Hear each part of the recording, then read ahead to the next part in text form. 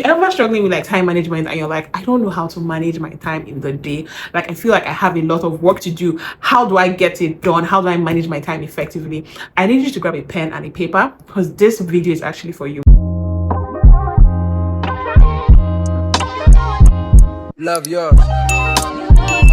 Hi guys, welcome back to my YouTube channel. My name is Uchechi. I am a creative business consultant, creative entrepreneur, marketing specialist, and CEO and founder of Contently Curated, a marketing agency based in Lagos, Nigeria. But that out of the way, if you're a new subscriber, welcome to this channel. You are going to learn everything about creative business, running your creative business, setting up systems, processes, and structure. A little bit of faith here, lifestyle there, because you know I'm that girl. And of course, if you are my returning subscriber, thank you so much for sticking with me.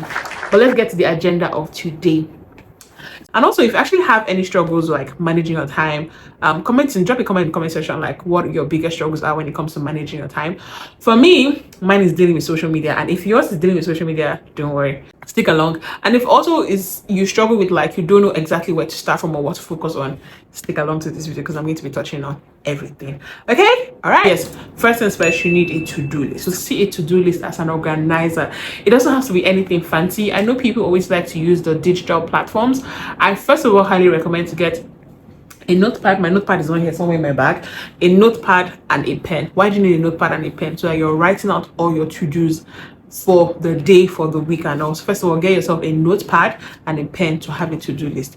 If you're saying, oh nah, Uche, I'm really locked into my digital life, that's good. You get yourself like a Notion, Asana, or like maybe just open your notes app on your devices. I know Apple devices have like notes app on it. So yes, now the next thing you want to do is I want you to get sort of like to compartmentalize your life. So divide your life. So for instance, if you say you have a business, write your business down.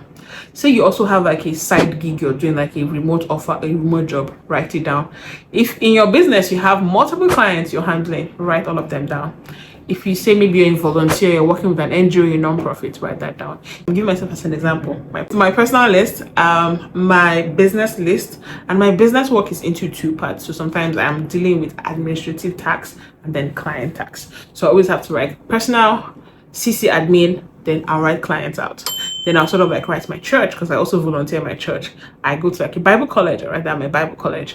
I don't know, I can't think of any other thing. Maybe house, that falls on that personal. So beginning of every week on Mondays, try and do this, right? So on Mondays, to do this, I need to do that. Write everything under your personal, write everything under your business, your workplace, whatever it is. Just like write all the tasks under those tables you have created for yourself. Once you have done that and you have that out of the way, you're going to take a look at your list, right? And give them numbers from 1 to 3, right?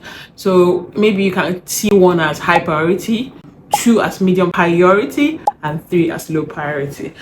Uche, go to the salon this week. Is it a high priority task? Write 1 on it. Go and do this. If it's a low priority task, write 3 beside it. Once you've done that, right, you're able to now identify all your ones, because all your ones means that they're high priority tasks. Your 2s are medium priority and your 3s are low priority. So you can either choose to tackle your high priority from high to low or from low to high. It's up to you to decide that, right? So the next thing you want to consider is day or time blocking. What day or time blocking means. So for instance, if you're time blocking morning from maybe like 8 a.m. to 12, you choose to do all your creative tasks, creating content, whatever works for you, and then maybe from like 12 to 3 p.m. you do another type of task, like maybe administrative tasks, and then from 3 p.m. to 6 p.m. you have meetings. Do you understand what I'm saying? Like, I prefer day blocking. That's what I do. So on Mondays, I use my Mondays to plan my week and sort of administrative tasks. So I'm looking at, so you see me doing things like updating our financial records for the previous week, just tracking a couple of things of like leads, just doing administrative tasks. Tuesdays I do some deep work. Wednesdays I have like check-in with my team members or clients.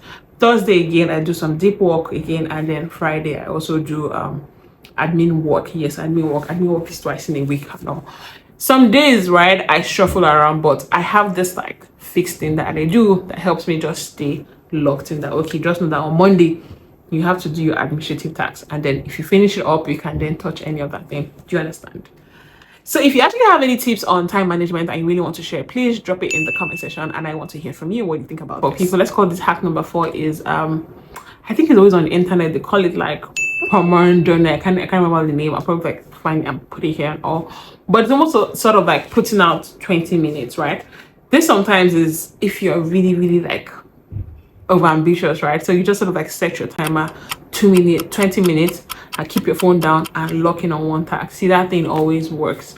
If you have not finished the task when the 20 minutes runs out, put the timer again and stay. Put the timer again and stay. It will sort of like help you know how long a task is taking you to do. And you sort of like have to know what works for yourself. And if that works for you, please and please apply it to your time management hacks. So the fifth one or the fourth, I'm not sure again, I'm just going to run through it, is you have to be very disciplined when it comes to your time. You have to be very jealous with your time. As creatives, we need to know how to guard our times. And I'm going to speak to two parts of creatives. So some creatives are just like, maybe they're independent, they live by themselves, so they can sort of like, you know, manage their time as they wish. But even in that independent life you have, you sort of like need to apply discipline in terms of social media, right? Don't find yourself aimlessly scrolling. Please, if you're a creative and you're looking to manage your time better, minimize your call, put your phone on DNDC when you're working on Mondays or doing your work week. Try and put your phone on do not disturb or minimal notification. Put your phone on silent. You know, turn off all those notifications.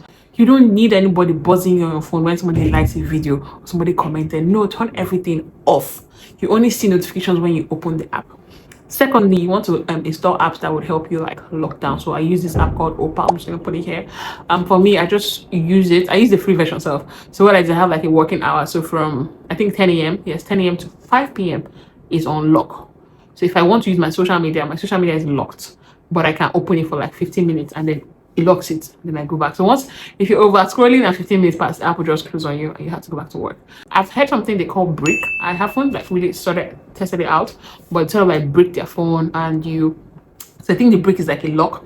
You to lock your phone and then you keep the key or the brick in another room. So even if your phone is there, you can't really press it. Now, if you're a creator that lives with your family and you know that, oh my God, Uche, all this thing you're saying is nice, you know, but my mom, she's calling me to pick beans. My dad is calling me to serve food. My younger ones are asking me to, I know some of you are still at home or, you know, you live with people that you sort of like have to still care for.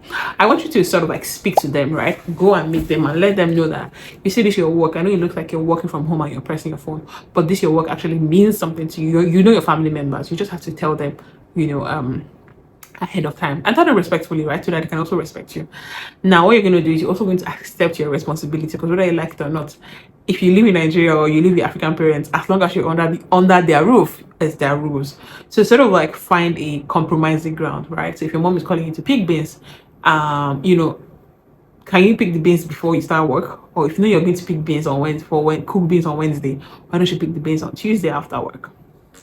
You cannot skip your responsibility. Just find a way to factor in your responsibility. And now the last one, but not the least point, which you should hold on to, is power of saying no. Guys, no is such a time saver. I don't think people know how much time you waste when you indulge in calls that are not helping you, like, or unnecessary meetings that could have been emails or voice notes. See, some people always try to say, oh, I want to speak. It's like, okay, no problem, send me a voice note. When I have time, I'll listen to it.